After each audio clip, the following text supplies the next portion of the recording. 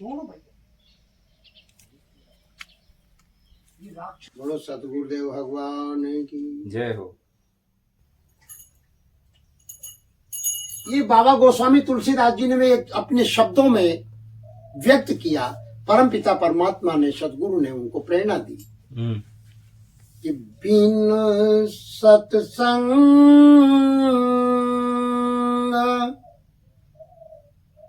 विवेक न होई,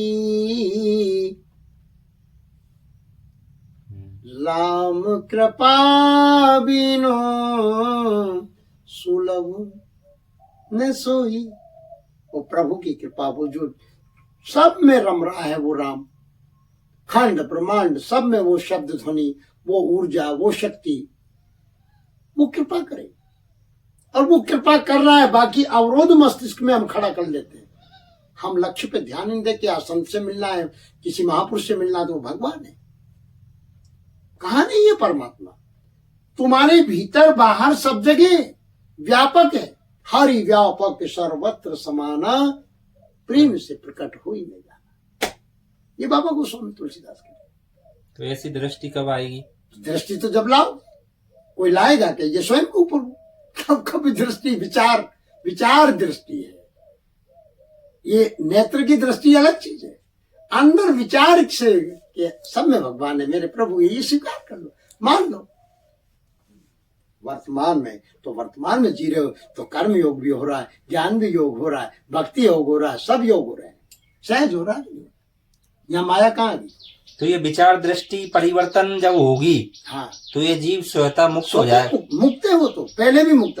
तैया तू हता, तैया हता न कोई।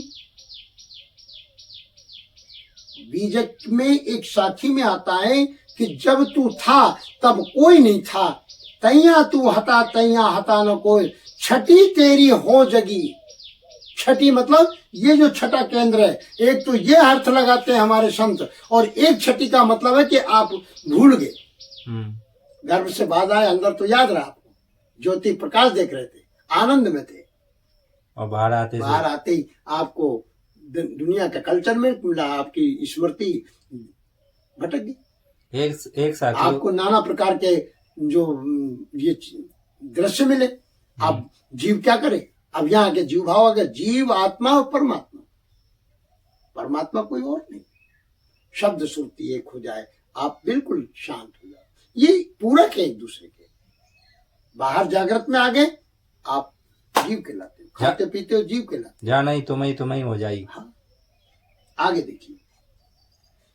जगर मगर एक नगर, अगर की डोरी है,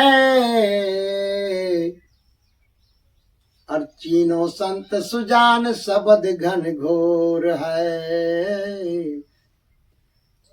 जगर मगर एक नगर, अगर की डोरी है, और चीनो संत सुजान शब्द घन घोर है। आवाज आती कि नहीं? आती है।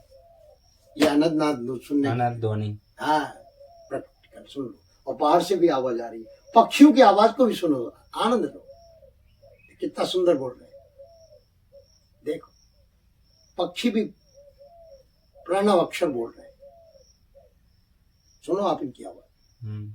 गुरु जी कहा करते थे, हर रात को सुनो, दिन में सुनो, प्रकृति की, पौधों की आवाज सुनो, ध्वनि उनमें से भी आ रही है, उनमें से भी शब्द आ रहा है। वो शब्द पूरे आप हम के अंदर है, और आप पूर्ण हो। पूर्णमदः पूर्णमिदं पूर्णांत पूर्णमुदच्यते पूर्णस्य पूर्णमादाय पूर्णमेवा वशिष्यते। पूर्ण से पूर्ण ही हुआ है, और पूर्ण में से पूर्ण जाए। अब हमको भूल मिटानी है, भ्रम दूर करना है कि परमात्मा कोई और नहीं। ये सब कहने सुनने का मामला, ये अनुभव तो स्वयं, और जिसको अनुभव में आ गया वो तो कहता है कि बस धन्य है, सदगुरु की महिमा गाएगा। भूल मिटाना है, भूल मिटाना, भूल मिटे गुरु पे मिले, पार की पारक दे लखा है।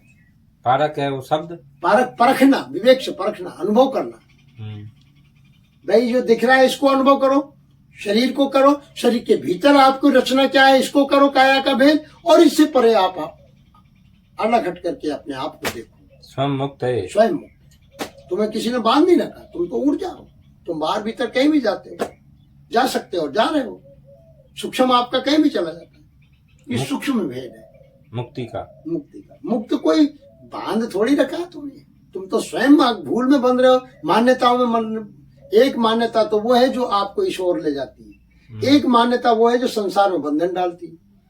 मान्यताएं हटे। मान्यता दो तरह की है, एक तो मेरा शरीर ये मान लिया, ये मेरे बच्चे ये मान लिया, और ये जान लिया कि ये शरीर नहीं, पूर्ण ब्रह्म परमात्मा, जैसा का तैसा, जो का तो, ये सब कुछ ब्रह्म।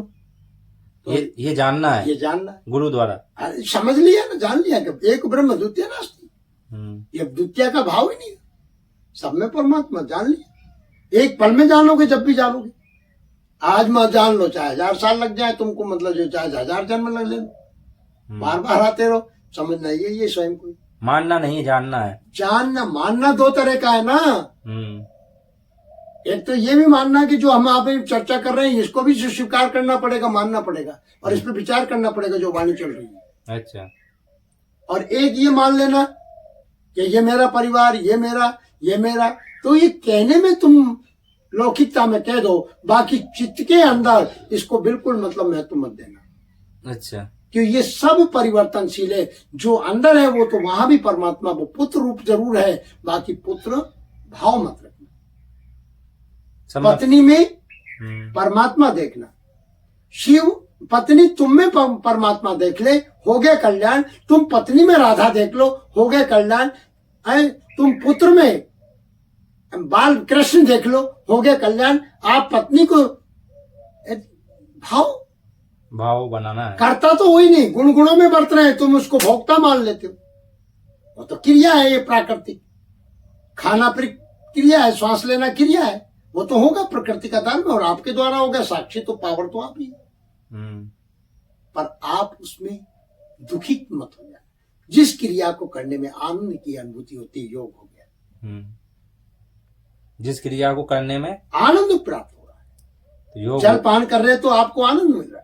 आत्मा भगवान स्वरूप आनंदमय है, आनंदमय स्वरूप है। सच्चिदानंद रूपाय विश्वोत्पत्ति आदि हेतु तापत्र विनाशाय श्री कृष्णाय वयम नमः।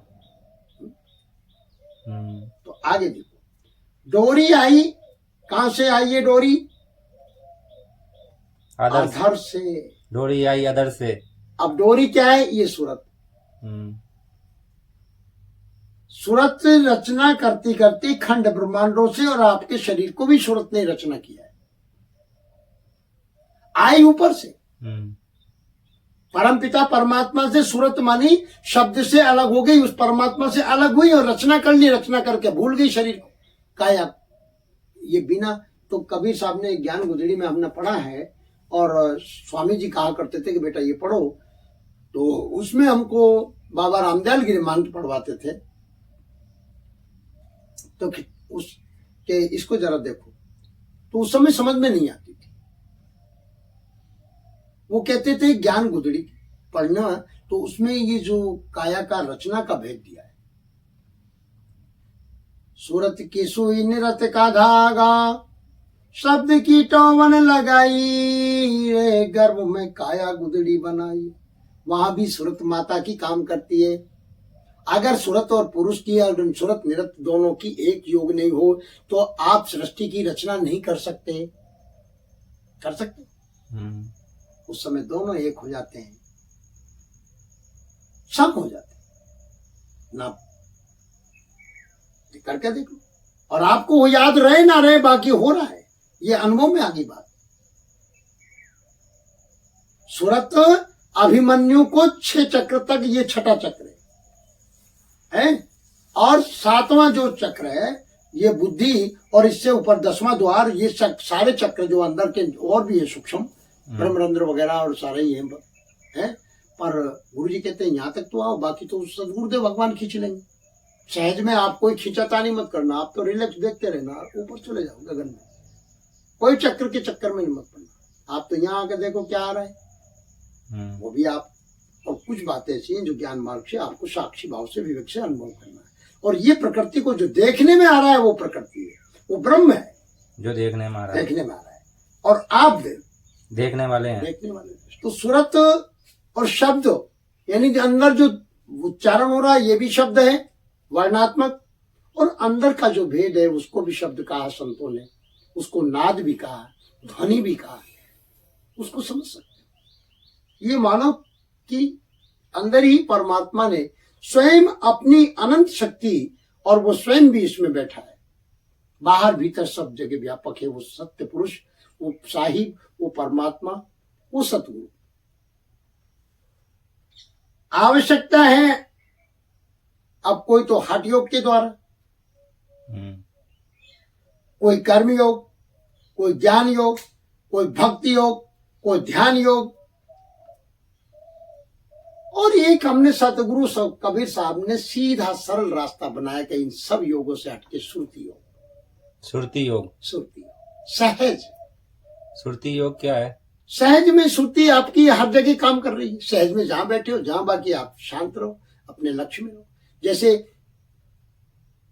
आप किसी पेड़ को देख रहे हैं तो आप एकाग्रता से आनंद लो उसका, उस पे सुरती वहां टिका दो। जैसे पनियारी है, उसकी सुरती मटके पे रहती है, बाकी बातचीत भी करती है, हलती भी है, बाकी विक्षिप्त नहीं, क्रिया भी हो रही है सहज में, और सुरती वहां। तो ये सरल है मार्ग, ये सरल मार्ग है सुरती योग का। आंख भी खुल रही है, काम भी हो रहा है, मटके पे सूरत है। सुमरन की सुधियों करो जो गागर पनिहाराने की। जय हो।